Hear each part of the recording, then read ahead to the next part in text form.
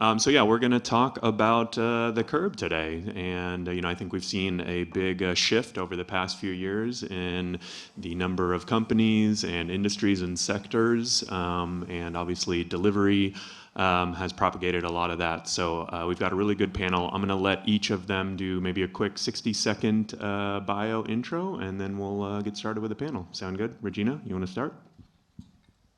Hi there. It's great to be here at CoMotion, back in person. Regina Clewlow, the CEO and co-founder of Populus. So for those who aren't familiar with us, we are a mobility management platform that works with cities and operators to help manage the public right-of-way.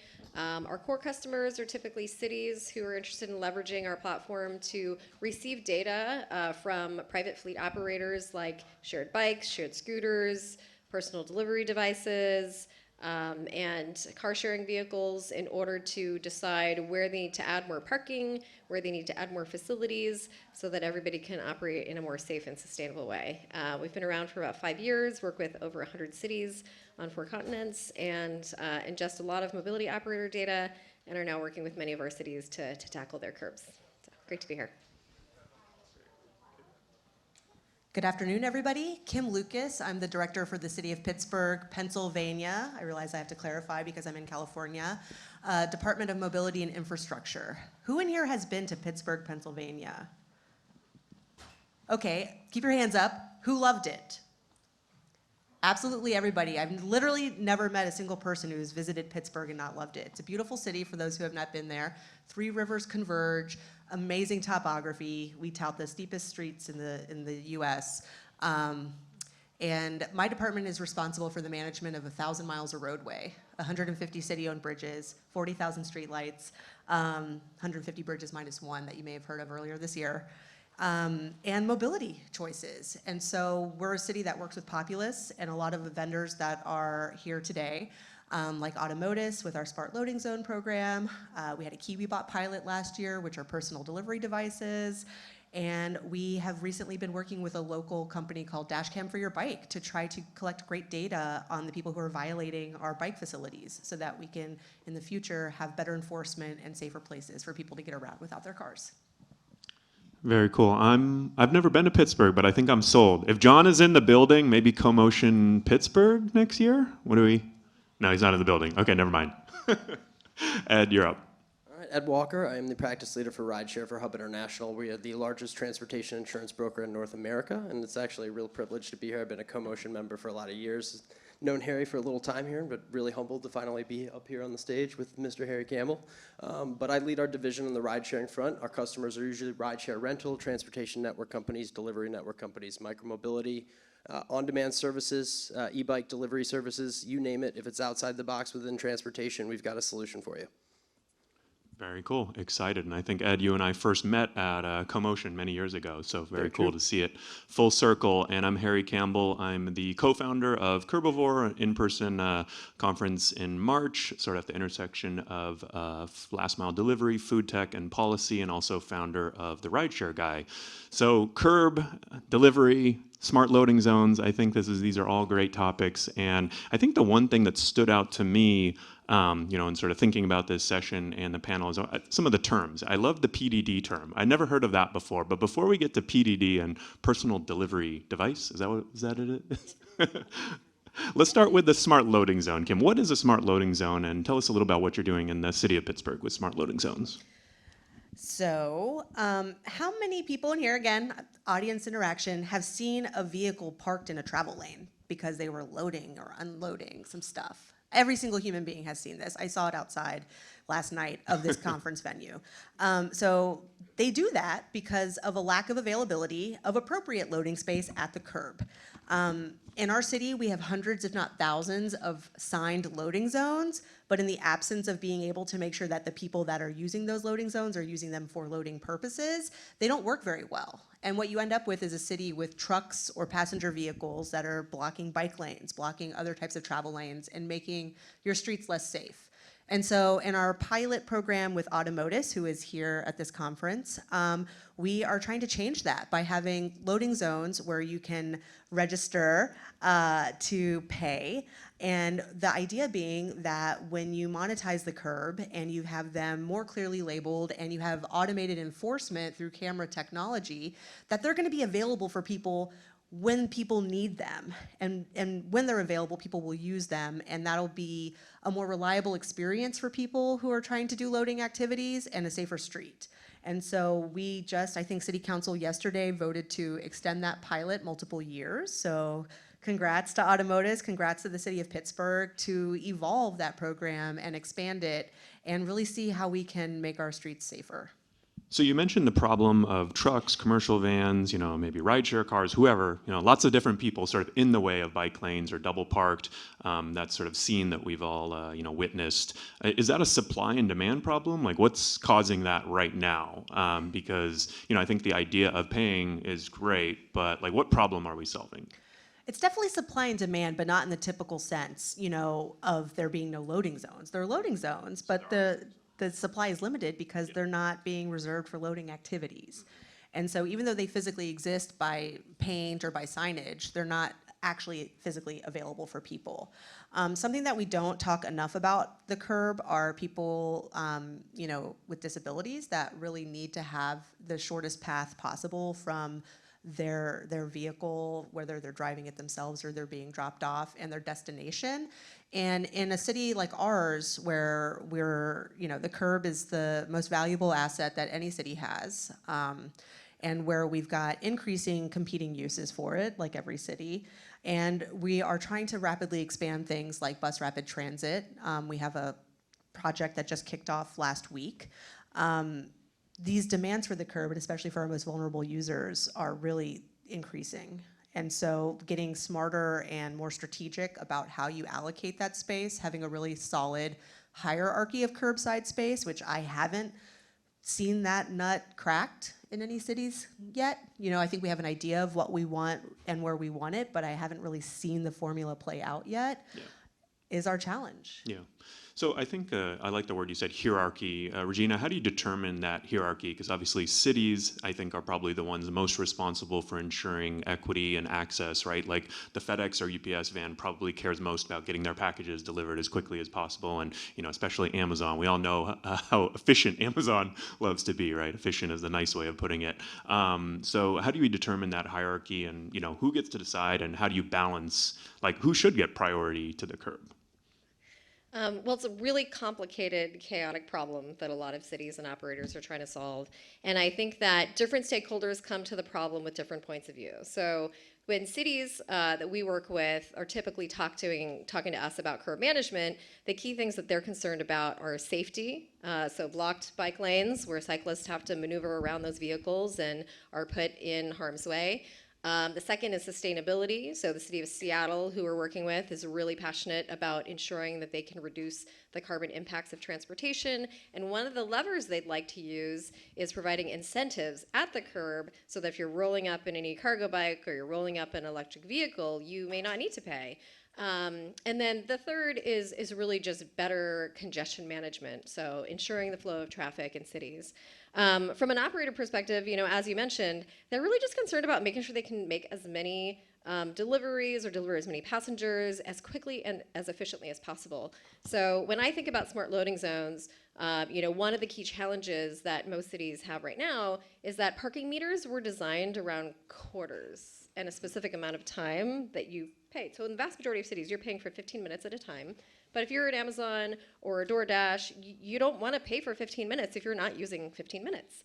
And so when we implement smart loading zones through GPS-based technology, we're working with cities that are allowing those operators to pay on a per minute basis. So they're just paying for what they're using. They have access to more supply because cities then know where to put more of those loading zones.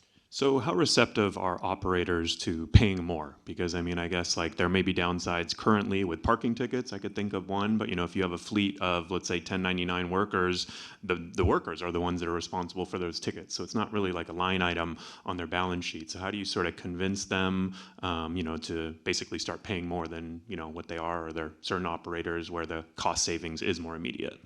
I think that the operators are paying a lot in two different ways. So one is, you already mentioned parking tickets. Parking tickets are the most inefficient way for operators to pay because most cities spend an enormous amount of money on enforcement to collect those parking tickets. So it's kind of a net lose-lose for everybody. But the second is with gig economy workers, even if, let's say, the driver is paying for that ticket and it's not being passed on to an Uber or a DoorDash, they are paying for it in driver churn. Like, you probably know better than anybody how expensive it is to recruit and retain drivers. Yeah. And I was just going to add, you're right. It's the reliability too. You know, even maybe less than the actual dollars that you're paying out for the ticket versus renting the space. It's actually knowing that there's going to be a space available for you when you need it. I was previously working for the District of Columbia's Department of Transportation for a number of years, and in my final position there, leading their sustainable transportation programs, freight and urban delivery was part of my portfolio. And DC may have had the honor of being the first city with citywide pay-to-load. And so we had an annual permit years ago that was available for people to register for, and then you could use it citywide. But it was the exact same problem that you see in any city that lacks the enforcement of those spaces, is that anybody could park in those spaces. And if they didn't get caught, they didn't get caught. And I think there may have even been an additional complexity, whereas if they had paid for a parking meter and our enforcement technology could tell that you paid via Park Mobile for an actual metered space, but you happened to be in a loading zone, we couldn't ticket you. And so in the absence of having a really good system of reliable, available spaces for that loading activity, it was really hard to encourage people to sign up for that annual permit program. Yeah, no, I really like the points you made, Regina, about sort of in the first scenario, right, the ticketing process is kind of inefficient. So you are paying for it, right, whether you realize it. And even like with the churn of the workers, I remember your Caviar, when they were recruiting drivers at one point, they were one of the first companies to offer, if you did a certain number of deliveries, they'd cover your first ticket because they knew that you were going to get a ticket. And so they were sort of paying for it in that situation.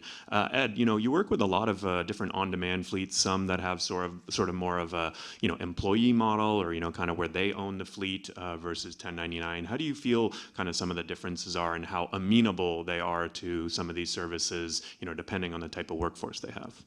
Well, I think one of the number one complications they run into, especially on the insurance side of the equation, is a lot of times when it comes to the insurance in place, they're paying for the miles while these drivers are going around looking for these deliveries. So if it's on demand, they're still paying for that time that they're not accruing any revenue at all. So a lot of the times what they do in this situation, and it is a popular recommendation, is we say, okay, then find some popular zones, park your vehicle here, park your vehicle there, pick up the hot spots, start investing in those, you know, those locations, and then getting smarter about, therefore, your application and your margins on the insurance. So that's a little bit of a complication there because the advantage there is to have them stop and sit, essentially, to wait for these orders. Now, I look at this on another side of the equation, too. You know, a lot of them have discussed how do we shift to an e-bike model? How do we, you know, how do we adapt to that? How do we design our routes so we can get smart about whether or not this is actually maybe a better e-bike route than it is a vehicle route? And I look at that too as something I'm really proud that Hub is doing, is we're investing a lot in the technology behind these operators. And that technology ultimately manifests itself towards the individual 1099s. So what a lot of 1099s won't realize, if they're shifting from a vehicle, even if they're W-2, if they're shifting from a vehicle to an e-bike, it might be a new experience. You know, we're shifting into two different lines of insurance coverage. And if you're talking about delivery network companies or you're talking about, you know, last mile delivery, a lot of time that coverage that they have purchased is not extending to that vehicle.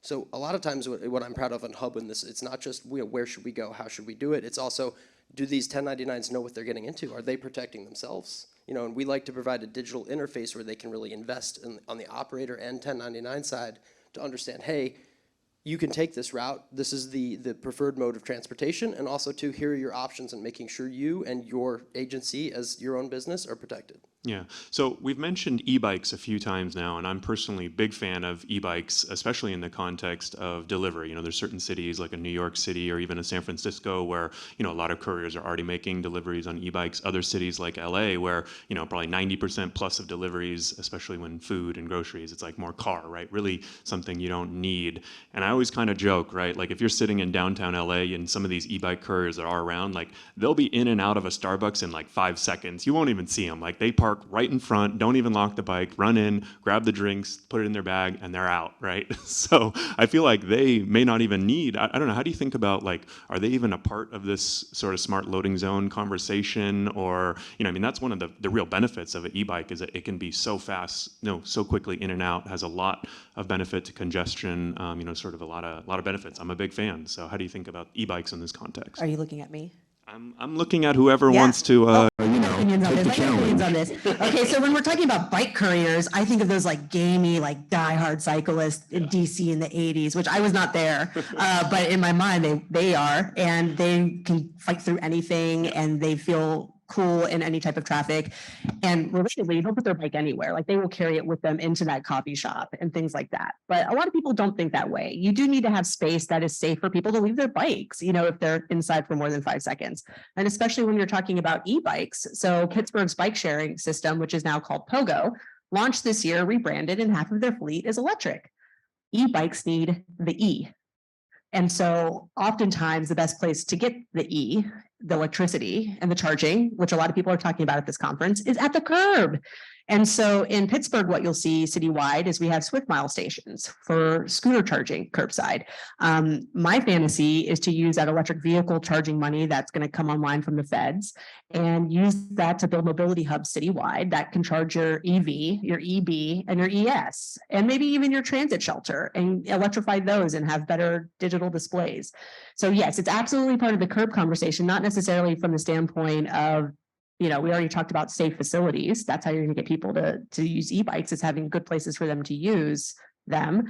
But also, when I was talking about competing uses for that curbside space, now we have a new one. Yeah, that's a really good point. I mean, it's kind of crazy, and I think SwiftMile has done a good job, but it's interesting that there's really, almost no e-bike charging out there, right? There's a ton of EV charging companies that are doing cool things curbside, but not many e-bike charging are very few, right?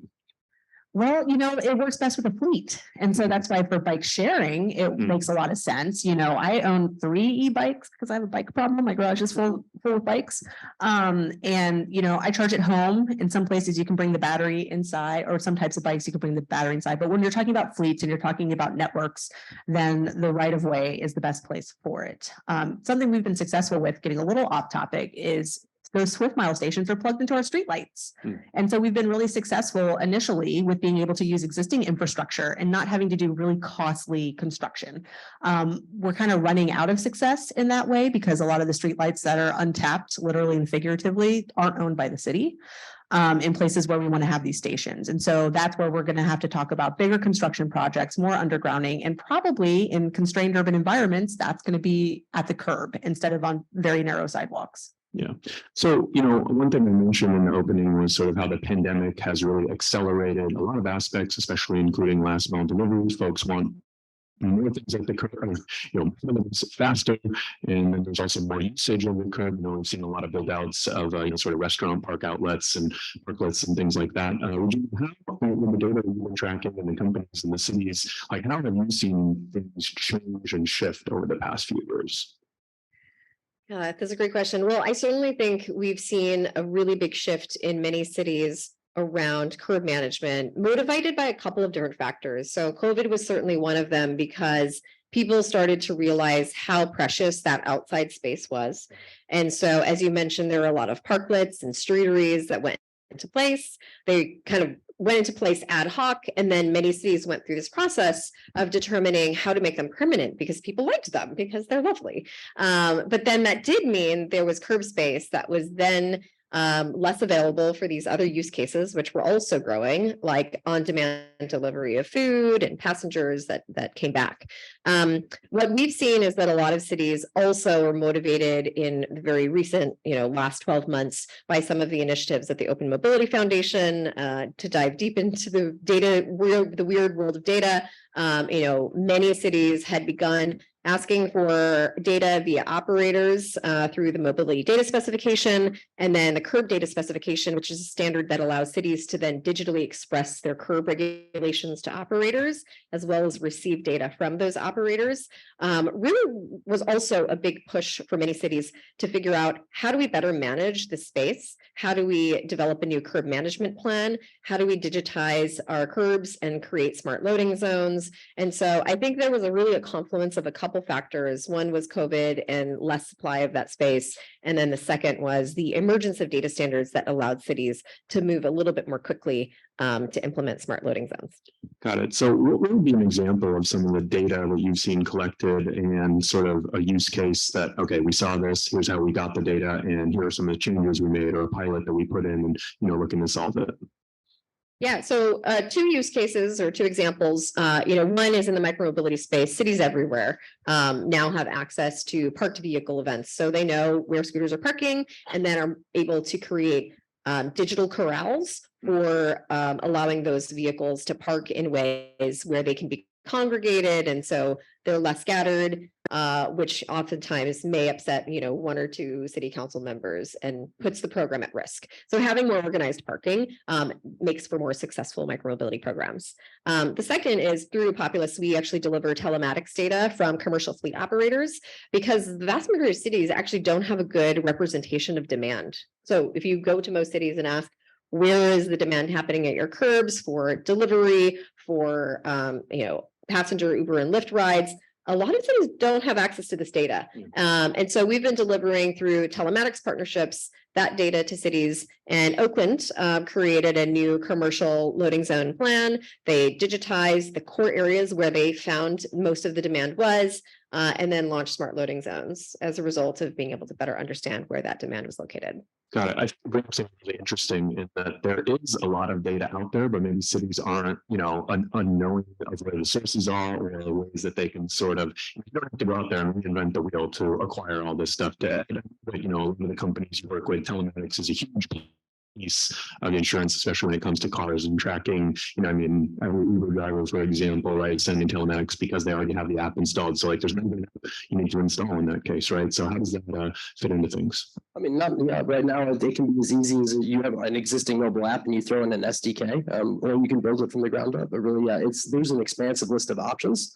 And I think I think we discussed the cameras on the e-bikes. I think that's a great, evolution of this, codification of these exposures and these movements across cities, because the more data we get from that, the smarter we can be. And, I know my job gets constrained a lot by the amount of data I can use. The more I can use, the more I can talk to insurance carriers and talk more granularly about the risk in question. But the better we get at this, especially with e-bikes, which is a new foray for the insurance community, as is ride sharing as a whole, but, e-bikes being a special niche that not even the most liberal underwriting candidates really want to take a peek at without good controls, and things like cameras really set it apart, when it comes to my job, making it a lot easier. Yeah. So Kim, dash cams for e-bikes, how does it work? It's for all bikes, not just For all e-bikes. bikes. Okay. So working basically through like a tech incubator kind of program that the city of Pittsburgh has, we were connected with a local app manufacturer or designer who wanted to find out feedback from a city for his technology. And so people download the app, it turns their smartphone into a camera that is capturing blocked bike lane activity, and then I think automatically reporting that to our 311 system or something like that automates the process. And the company can aggregate that data and share it with the city so that we can see where the hotspots are, where we can get an idea of which facilities are working better than others because people feel more comfortable because they're reporting less instances and less challenges. But I have to admit, and this is, again, I'm going to be hauled off this stage, but I get data. It's important. It's good. It's so much better than to use really good data-driven decision-making. That's critical to governments being equitable and for cities being great places for people. However, the bigger the data, the more the privacy concerns that I have as the manager of the right-of-way for my city. And the concern I have about the capabilities of cities. I think that's Populus and so many other companies exist because they're really bridging the gap between people who traditionally hold roles in governance, which are not data analysts, and they're not people necessarily with, I took my research methods and data analysis class in grad school, not totally dumb and naive on it, but also that wasn't my focus. My focus was on transportation planning. And so as you talk about the more data you have, the more compelling of an argument you can make to decision makers. It just, it makes me a little uncomfortable when I'm thinking about the future we're going into and making sure that we're not going so far removed from kind of the human touch aspect that we end up compromising people's security or safety because of the privacy concerns, and that we're not getting in over our heads by not being able to actually use this really amazing tool. And so that's a little bit of the cognitive dissonance that I have right now. So I definitely want to touch on the privacy aspect, and I think I agree with you pretty wholeheartedly. I feel like a lot of times data can sometimes be used as a crutch that, we can't do this, or we don't have the data. Like, I don't know. I've done Uber and Lyft driving. I've charged scooters for Bird in Santa Monica when they first popped up in 2018. Like, it didn't take a rocket scientist to realize where all the pickups and drop-offs are happening. West Hollywood, Santa Monica, the busy areas, the busy bars. And obviously with data, you can probably do a much better job, but at what cost, at what, complexity, right? So I feel like a lot of times, like with a good first cut, just like being on the ground and knowing and having that real life experience, I think it's not like a good excuse for inaction, I guess you would say. You're right. Regina, do you agree? Well, so I would say that, one of the really interesting things we hear from city after city after city is there is oftentimes, because if you work in a city, you know your city and you know where activity is happening. The challenge often, though, is it becomes really difficult to make big programmatic changes when it comes to things like, I kind of want to take away these parking meters to put in place loading zones. Then all of a sudden, you have all of these people who are upset about it, and it becomes a real political problem. And I think that's where the value of data can be really helpful, because if you can show, well, we know there are X amount of commercial deliveries happening where these 5 parking spots are, and if we charge them X amount per minute, we're making the same amount of revenue. And so I think a lot of cities we saw come across a paralysis if there isn't access to data to make the case, even though they intuitively know, because of the political backlash, which is hard. Yeah, no, that's definitely a good point. I mean, I think even during COVID, there's certain examples of, slow streets and other areas, it's like once folks have them, they're like, oh, this is pretty nice, but there was apprehension at the start. So if you don't have the political capital or will, the data could be a good backup, right? Yeah. So it also kind of leads me to think about, planning for new roads. So we mentioned PDD, personal delivery device. I want to call it a personal delivery robot, but I guess we'll call it device. This is something, new, right? These little delivery robots that are popping up on the streets. We've got Coco out here, and you mentioned KiwiBot. I think they're super cute and very cute. They wink at you. They've never winked at me, but there is a teleoperator in some cases. But I'm curious. So, like, how do you plan, right? Like, they didn't exist a couple of years ago. So, how do you account for the next PDD or the current PDDs, right? When you're thinking about these smart loading zones and the access. That's a big question. So in Pittsburgh, what a culture shock coming from the District of Columbia, which is a unicorn. It is a city and a state in the eyes of the federal government, which means that we were really streamlined with decision making. So imagine my shock to then go to work for a city within a county, within a commonwealth. I say all that because the Commonwealth preempted our decision making at the city level and authorized personal delivery devices, delivery robots, to use sidewalks. I think they could be up to 500 or 550 pounds, and they can go up to 12 miles per hour, and they can be classified as a pedestrian. And so the choice at the city level was pretty much taken away from us. So we're really grateful to be a Knight Foundation cohort member and to have that support and sponsorship and ability to talk to other cities facing similar things to pilot hand in hand with KiwiBot to learn how a business like that could be successful and to really gauge public feedback on it, because that's what we wanted to know. The Bloomfield community that was selected for the KiwiBot pilot, which, by the way, was not the first PDDs in Pittsburgh. We had Starship before that. And so it's not actually our first PDD program, but it's the first one that really partnered with the city to learn and to educate. And we learned a lot. So I don't think that there's a ton of planning because they're sharing space, but there's more about what's the use case for them And how do the public feel about them? And how do we make sure that this thing that we can't really control because the state has taken that away from us, how do we make sure that when they're in our city, they're operating in the safest way possible? And for anybody that owns those cute little robots, I will tell you the use case I want. Burrito delivery is great. I had some food delivered to my hotel room the first night I got into town. That's really important, critical.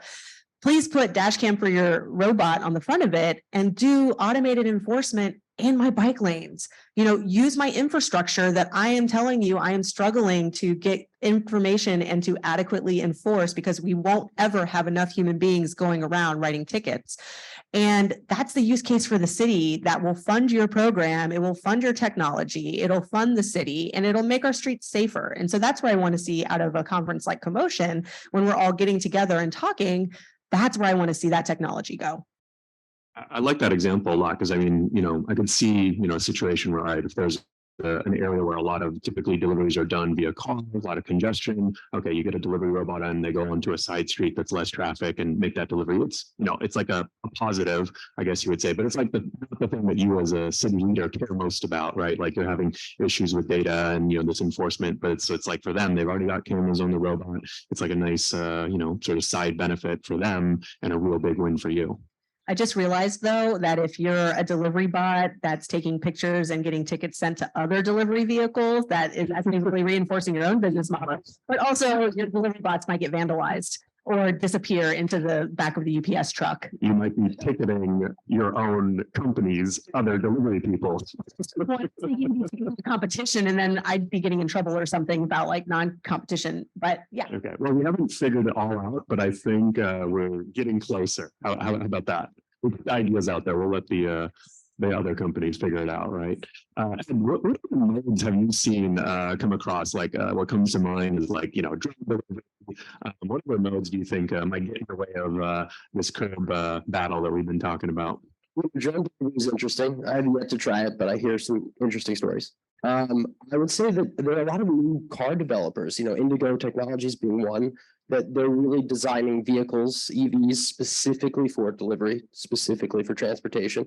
They're designing them smaller, more easily accessible, easy to park, really trying to create a vehicle that's designed specifically for delivery. And I think that's really kind of the other side of the spectrum with where we're going with this. And I'd love to see more of that. I think that especially with goods being delivered more, especially higher weight items that wouldn't fit necessarily into a box or smaller, cute little box. Yeah. I think that could provide really a good spectrum for all buyers, in this new economy that we're moving towards. Indigo is a great example. And I think, again, you might even, and Regina, you might like this, for example, they have sliding doors when they open their vehicles, right? So instead of some guy opening the car door right into a bike lane, into a biker, which is a big issue with a lot of delivery and ride-hail vehicles, the doors slide open to prevent that and kind of allow for easier in or out. So that's definitely cool. Hot take, because this was the hot take stage. I think that's the point of the stage. Yesterday, there were people on a panel, I forget which one it was, and they were talking about land use and how all these transportation problems we're trying to solve could be, they need to start with land use. And I'm trying to think of, okay, do we want more vehicles, even if they're specially designed for deliveries? Like that's cool. And that definitely improves the scenario where we are today. But let's make sure that we're still thinking about, blowing it all up and starting over and what we really want in a city, which is maybe places where people can get their needs met without having to order a good from 20 miles away or 5 miles away, in a place where people feel comfortable walking to the store. Maybe I ordered a burrito because I felt uncomfortable. I wasn't sure where to go and I wasn't sure how to get there. And I wasn't sure if I was going to end up in Skid Row. What do you think is easier to change though? I mean, we're doing a comprehensive plan as a city. And so easy and fast are not, they're not the same. And it's going to be neither. So you're right. It's a lot easier to iterate on a vehicle form factor than it is to have your city built in a way that would be really conducive to not needing that form factor. Absolutely. So we need both. So but we need both, right? Yeah. And as long as we're not stopping on that long range, bigger vision, because we're so focused on the thing that's going to iterate on what we have right now. Well, kind of piggybacking on that, one of the big challenges I think is we're trying to plan for something that might happen 5 years from now. So we have to tackle the long range problems like land use, but we have to figure out how to operate in the now. And as you know, we're talking about personal delivery devices as an example. I think most cities are still kind of in the early stages of rolling them out, right? They're starting with pilots, moving to permitted programs, and with many of those use cases, they're still iterating and learning as they go. And one of the challenges is most of those companies need to scale more quickly, right? And so reconciling the innovation that a lot of cities want to be able to accommodate against needing to plan for those long range use cases is where I think it starts to get a little tricky, but there's opportunity to innovate on both sides. Sure. Very cool. Well, I think we've got a few minutes here. If anyone has a burning question, and sounds like we're ready for some hot takes. So you got to come with a hot question and you'll get a hot answer. And I think you have a microphone over there. If anyone has a question, feel free to think about it, raise your hand. If not, I've got a few more questions up my sleeve. Any questions out there? Right here. Why don't we bring this, and maybe if you can address your question to one of the panelists that you have in mind, that might be helpful. 2 questions. I'm not sure who to address this to, so I'll address it generally, and it is it's a two-parter, and one is what kind of delivery zones, what kind of benefits or concessions are being made to electric vehicles? How is that sort of shaping up? And then the other one, I'm not sure if anyone's really kind of familiar with what's going on in Santa Monica and the emissions-free zone. I'm just wondering what kind of learnings have come from that. I know it's been in place for a while, and maybe Harry has some thoughts on that, but those are my questions. Okay. Next question, what concessions are being given to, I guess, EV vehicles, big, like small? Okay, anything electric? Should they be given concessions, and what kind of concessions, or perfectly, where would you see them getting some sort of beneficial treatment maybe? I think the vast majority of cities that we work with are interested in making delivery spaces available to them for free that they might normally charge other vehicles for access to. So that's I think, pretty big trend that we'll see in a lot of coastal cities that are working to reduce the carbon emissions. And then when it comes to actual enforcement, I think there are a lot of challenges also in coastal cities, particularly around privacy, because if one is trying to use a camera-based system, for example, a lot of concerns tend to pop up on the privacy front. There are a lot of questions about whether you can actually do enforcement by taking a picture of a license plate. And so I think a lot of cities are trying to work through how do they get approval for those types of technologies. We've actually at Populus taken a different approach, which is we work with the fleet operators directly to take GPS from their vehicles, because that's been a widely accepted method for micromobility management in order to charge for that access to space, provide cities with interesting data, but is compliant with most privacy committees of more liberal coastal cities that might be more concerned. Yeah, I mean, so like in Santa Monica, for example, if you've got an EV and a sticker, you can park for free, which is actually kind of a nice benefit because it's pretty expensive to park at the meters in Santa Monica. But it always makes me think, like, should we be even subsidizing like Tesla owners who have $65,000, $75,000 cars and giving them free parking?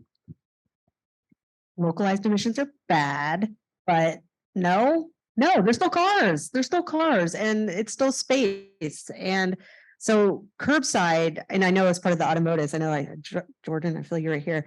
That part of this long range pilot that they've got with the EPA, I guess, is on, how do you use that technology to detect electric vehicles versus other types of fuels, and to incentivize people to use not combustion engine vehicles.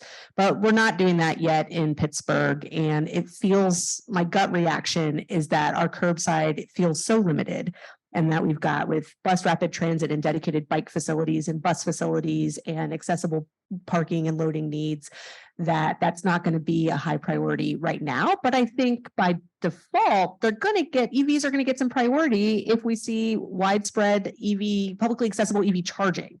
They're going to pay for that charging.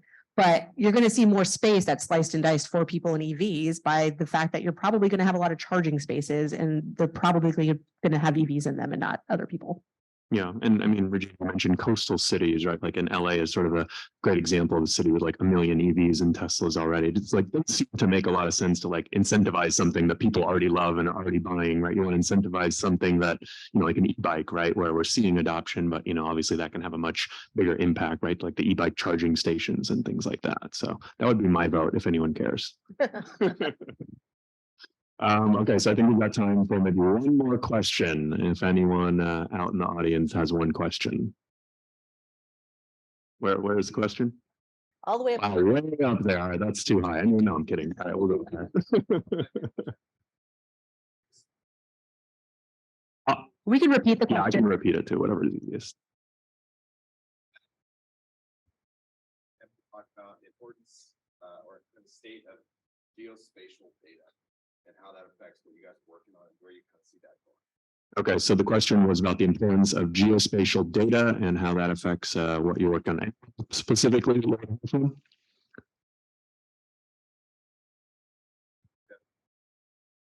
Pittsburgh, you're up. Name.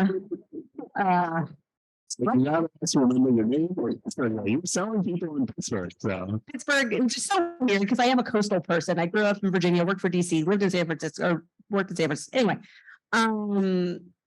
yeah, geospatial data is really important. I'm thinking micromobility. I'm thinking about making sure that you have places that are automatically sensed by whatever person you don't want in them or you want them to be in there, and stopping them from being able to use it through these buffers. And you can't do that without having information that is geospatial.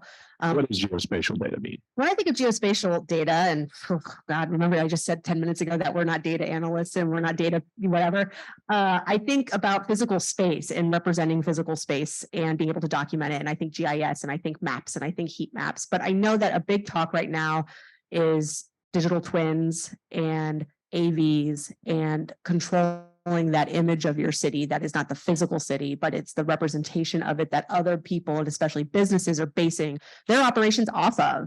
And so a lot of people will tell you that's incredibly important. And I trust those people. The amount of time that I spend mentally on it because I'm maintaining a lot of physical infrastructure, so I don't have as much space for it, is really with the operational side of today, which is where do we geofence places so that people can't ride their scooters in them, so that they're not operating where they can't be, and things like that. So really important, really, really important. Cool. All right, I think that brings us to the close of this panel. So I just want to give a big thanks. Yeah, let's give a big clap for Regina, Kim, and Ed. Thanks very much.